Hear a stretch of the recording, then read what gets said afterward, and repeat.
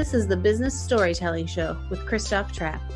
Named a top 20 storytelling podcast and a top 5% podcast globally, Christoph chats with thought leaders and experts to share tips and tricks that can help you tell your company's stories better to drive business results. Available wherever you listen to podcasts, live streamed on major social media channels, and part of the DB&A television network, available on most U.S. television sets and streaming on Roku and Amazon Fire.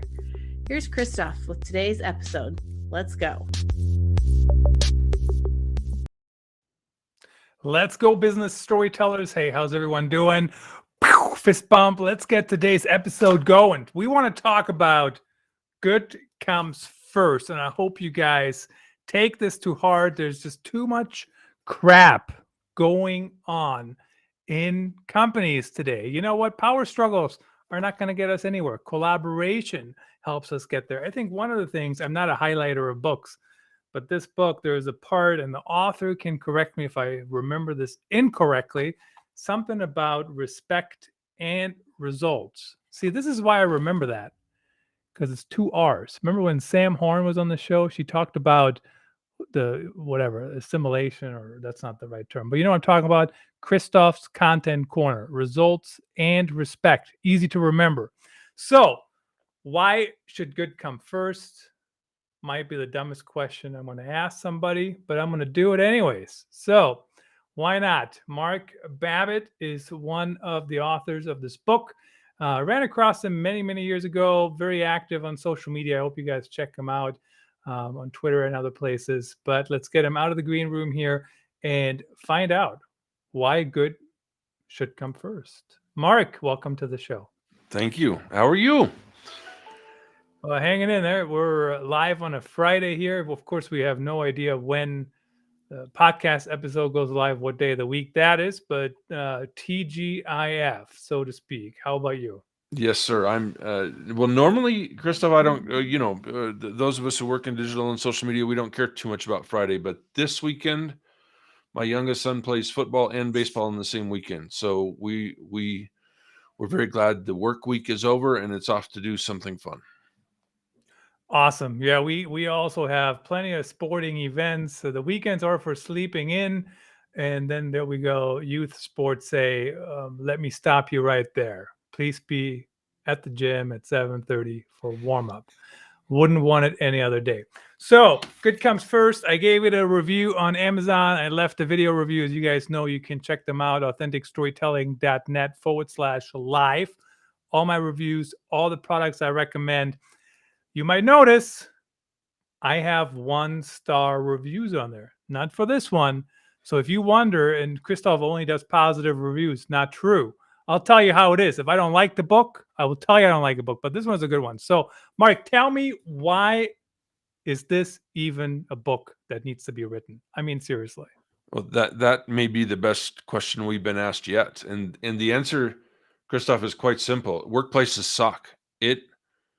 They've always sucked. They've been a byproduct of our industrial age, where leaders, usually old white guys, seem to think that people are still lucky to have a job, and we're just supposed to put up with misogyny and sexism and harassment, and it's time we fix that. And I tell you what, Chris, this has always been an issue. You and I have been talking about this for years.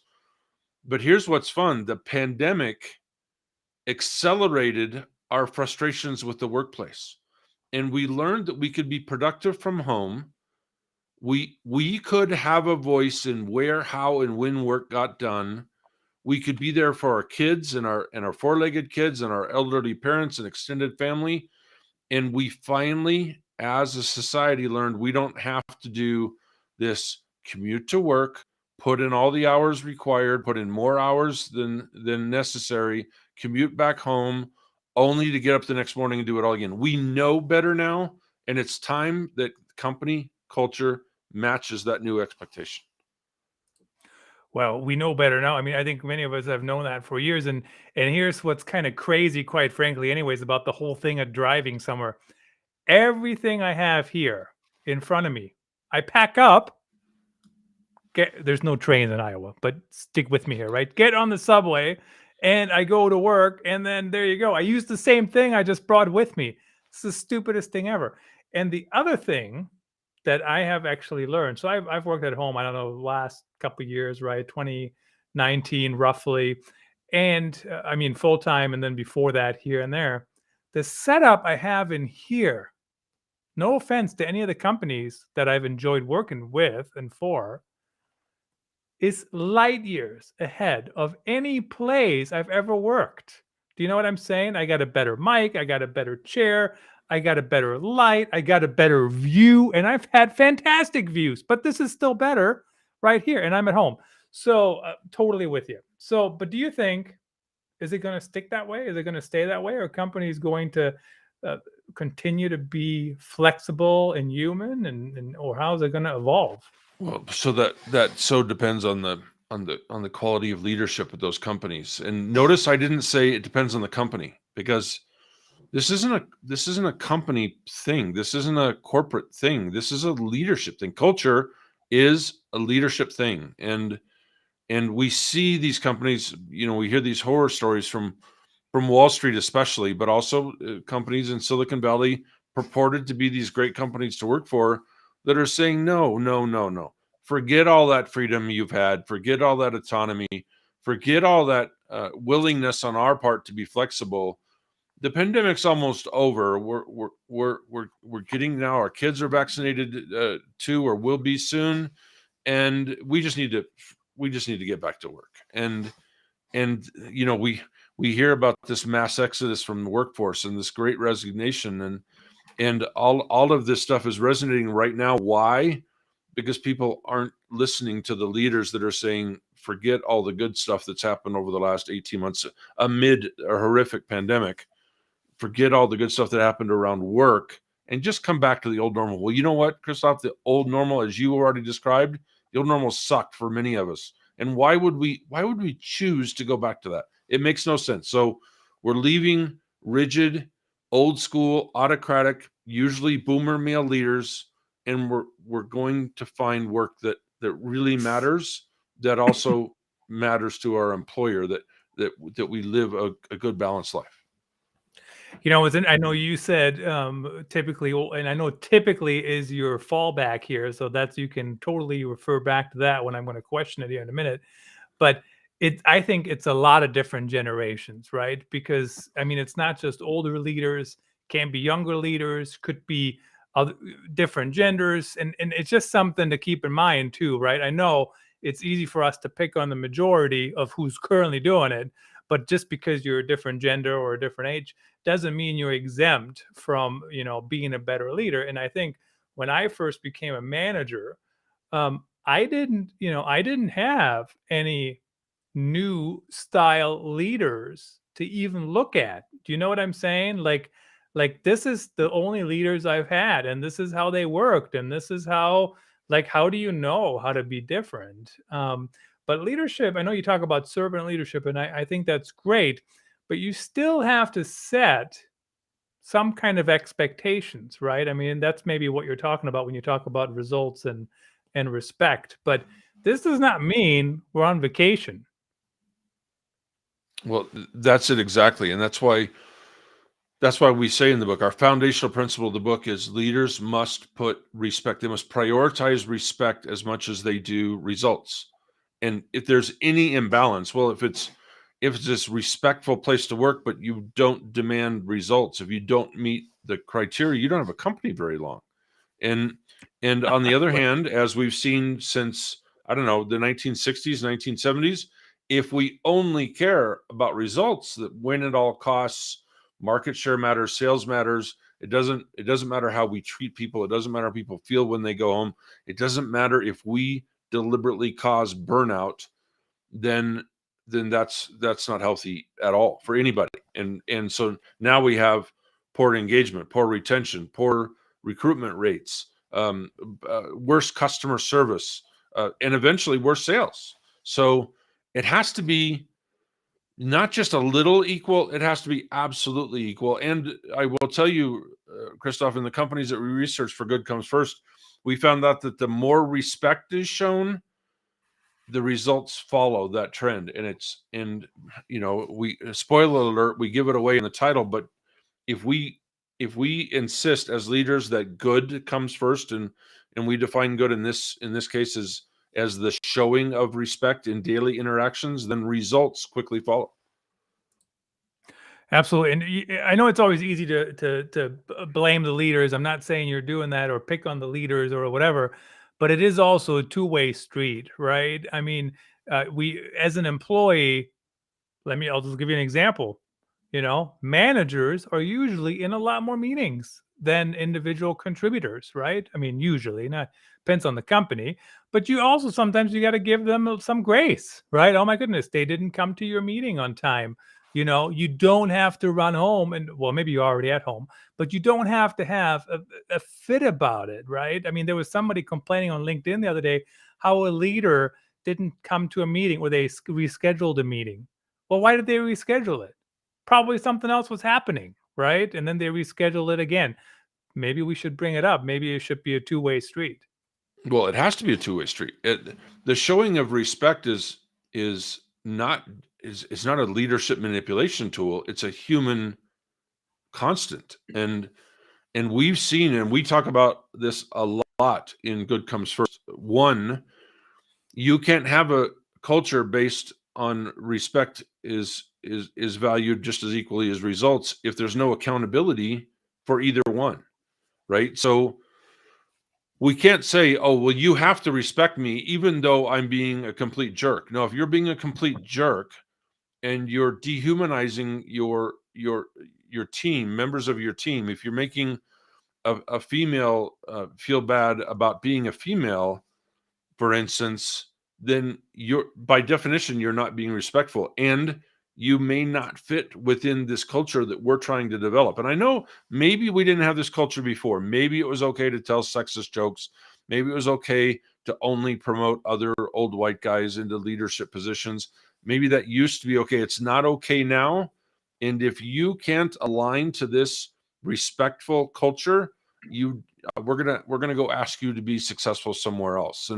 And we talk about it repeatedly in the book in two ways. My co-author, the amazing Chris Edmonds, has been using this phrase for a long time. Lovingly set them free. Let them go. They don't belong here now.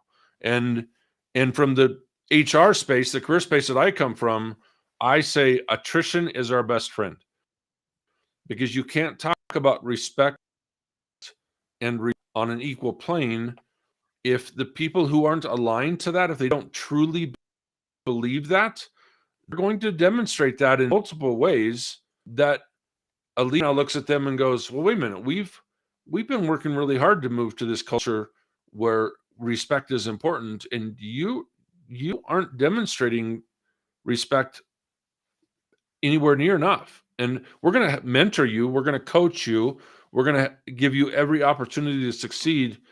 But if you prove to us that you're not aligned and don't want to be aligned, we're gonna ask you to go somewhere else. And I think I actually blogged about this at some point.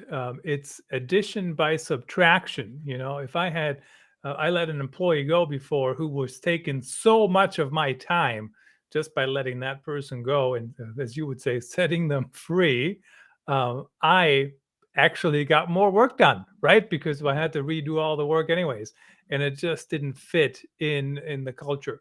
Now, why does it? What's the business impact? And I think this is always an interesting discussion. And I think this is no offense to anybody in the military. PTSD in corporate America is a thing. I'm not saying it's the same thing as, PTSD from the battlefield. It is not, but it is a thing in corporate America. And I'm telling you, I got PTSD from some of these experiences. The sales team are the king of the mountain, whatever, like what they say goes. But, that's not a good culture. And then on the other side, you got the product people sometimes who are, oh my goodness, the product team, whatever the product team says goes. Those are not good cultures, and then the content team, oh my goodness, why would the content team have a place at the table? I can tell you why. Because it's a team effort. They all go together. I mean, it's as simple as when you go to a store, just the person selling you the item isn't the most important because they gave you the receipt, they took your money, somebody made it, somebody came up with it, somebody decided where to place it in the store, marketing, for example. So all those things go together. So why do we still have so much of that politicking going on? Why do we have, I don't know, what's the opposite of a good comes first culture? Crappy as hell? Well, we say on the title, the cover of the book, workplaces that suck, and Yeah. and we get a little pushback on that because it's such a derogatory term, of course, but that's our reality, and that is the opposite of a good comes first culture. And you asked, why does this still happen? It happens because of systemic bias, and one of the biggest challenges we have in the workplace is the systemic bias that exists that we deny. And it's why old white guys promote other old white guys, and it's why people of color never seem to get a leg up in the boardroom or in the C-suite. And and we have to overcome this. And one of the reasons, Christoph, that we started talking about respect because racism, sexism, all these issues in the workplace that just beat us up. They just kill us. They cause that PTSD that you're describing. As a veteran, I appreciate you making a case for it's different PTSD, but it's still PTSD. It's very real, and we only have to talk to to one or two people in just a casual conversation on social media, in person, on Zoom, and we hear the horror stories. And I'll share one of them with you. We had a client and now a colleague, and she, a Black female executive, and she tells the story that one day in the boardroom she absolutely lost it and just said, I am a Black woman in my 40s, and the only reason I'm sitting in this room is because you turned me into an old white male. I can't be me here. I can't defend people of color here.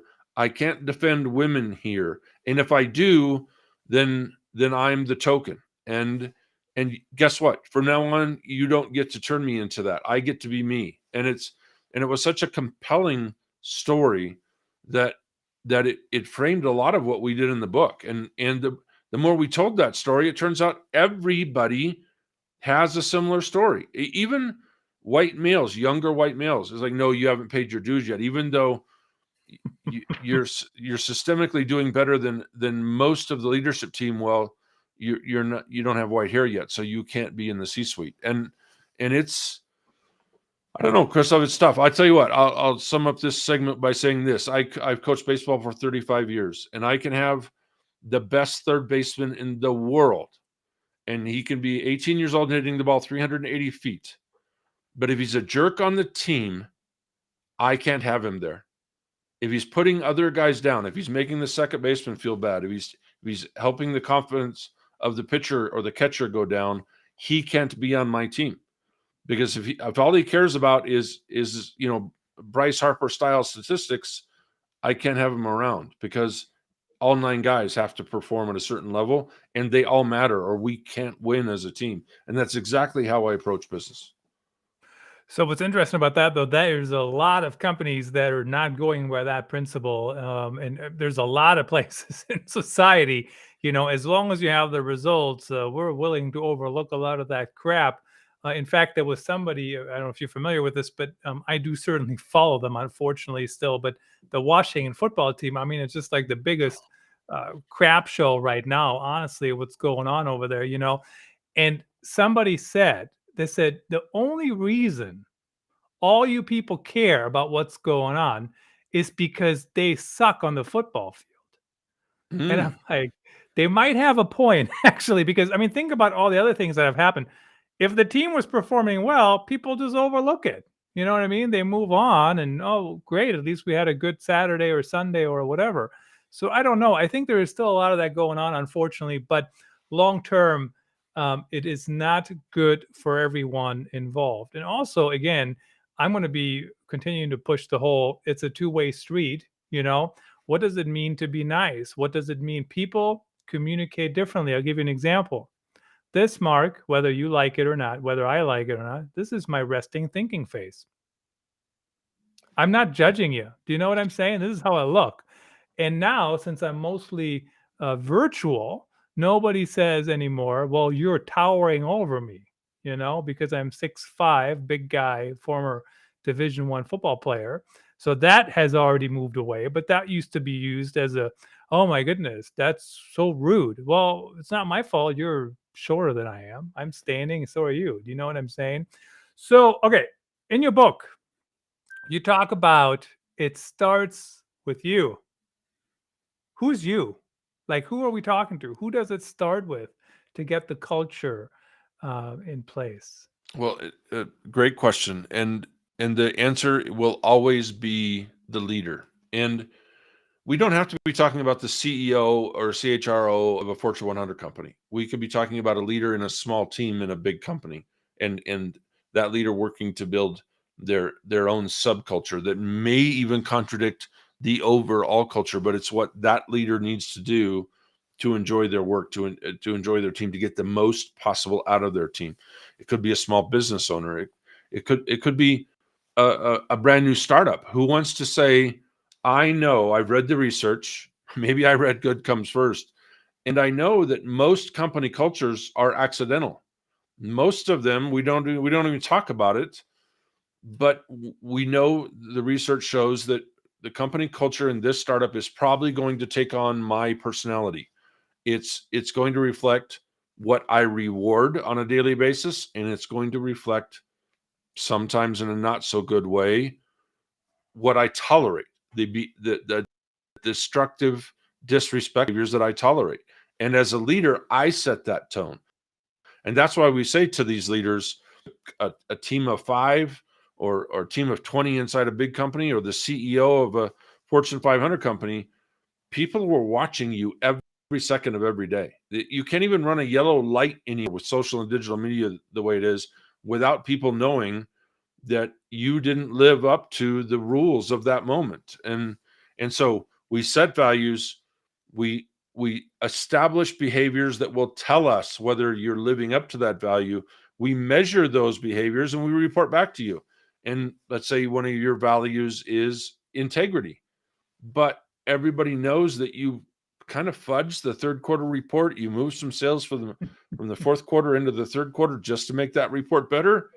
Well, you've just made yourself a hypocrite. You've just made yourself a liar. You have proven that you do not live by integrity. You say you do. You say the company does, but you did not keep your promise. You did not do what you said you were going to do. You did not live with integrity.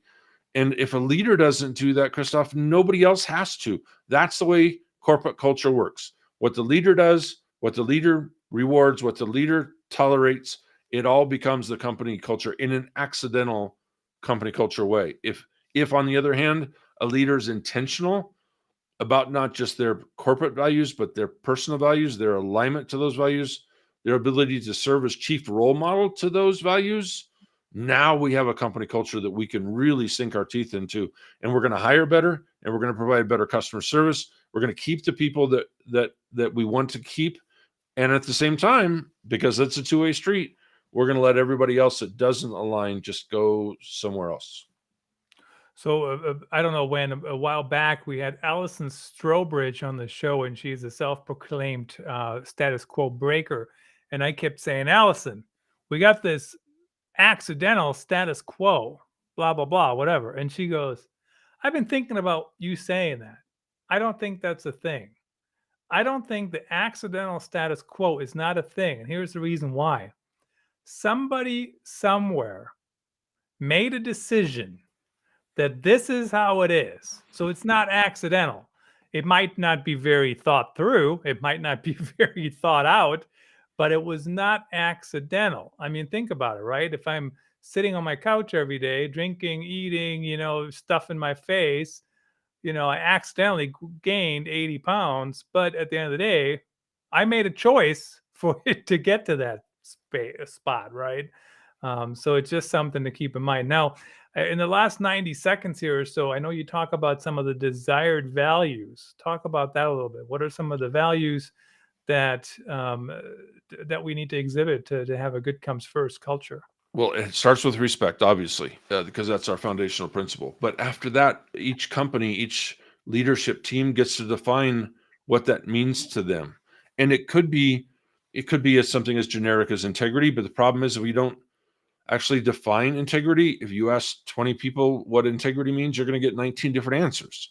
So to us, it's the values themselves aren't so important as how we define those and how we know on behavioral terms if we're living those values. One of our clients, and I've adopted this myself now, they had a big problem with gossip and back channel communications and talking behind people's back, and it became toxic. And so they declared a value: speak to me first. And we measured people on that value. Did Bob go and talk to Bill, who he's angry with, first, or did he tell his whole team that Bill's a jerk? And now we have this toxic bacteria forming all over the office instead of Bob going to Bill and going, Bill, this is not what we decided. I would have liked if you had come to me first and talked to me about this, because I just badmouthed you to 23 different people, and they know now that I think you suck. And so every value is different, Christoph. It absolutely applies to probably if we have an accidental culture, what do we need to fix? Like the gossip thing, the back channel thing. Almost always, Christoph, values fix the current problems. And respect also means to understand what people are saying. I'll give you a really quick example here, hopefully in 10 seconds or less. One time I was helping a company restructure their departments, and somebody says, well, who reports to it? And I said, well, this person reports to that person, blah, blah, blah. Not that reporting structure means you can't talk to other people. And they took it back and they said to somebody else, well, Christoph said everybody now reports to him or something like that. I'm like, that's not what I said at all. I didn't come up with a structure. Somebody else did, but I'm holding one role in that, in the structure, right? So my point is, some people do it to not have good come first, right? They're gossiping. They are trying to push their own agenda. So make sure good comes first. This should go unsaid, quite frankly, but since it's not, read the book. It is available on Amazon. Mark, it was great to have you on the show. Nice to see you. Nice to see you, Christoph. Thank you.